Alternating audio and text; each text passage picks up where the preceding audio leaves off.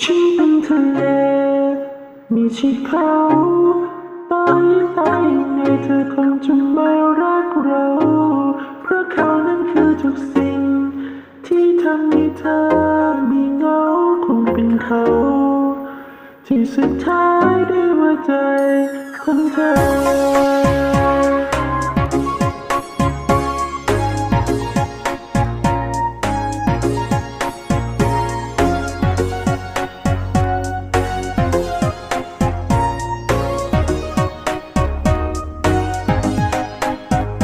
เธอคือฉันนั้นเป็นทะเลก็เลยถูกทิ้งถูกเธอตลอดไม่รู้ว่าเขารู้สึกเพียงใดที่ไม่รู้ว่าไม่เคยขึ้นไปบนนั้นสักที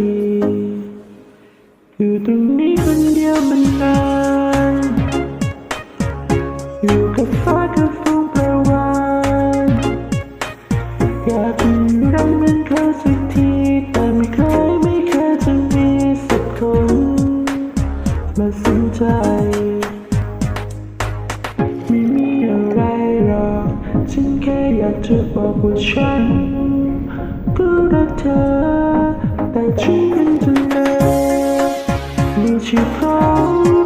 ทำให้ตายยังไงเธอคงจะไม่รักเรา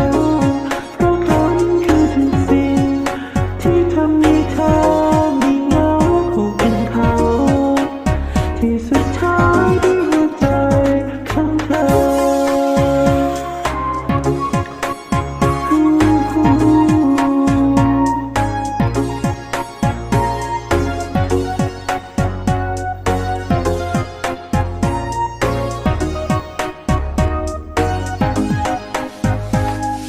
เดินเธอข้างหลังแต่เธอกำลังขึ้นไปก็รู้เขานั่งอยู่สูงแต่เธอก็ไม่สนใจ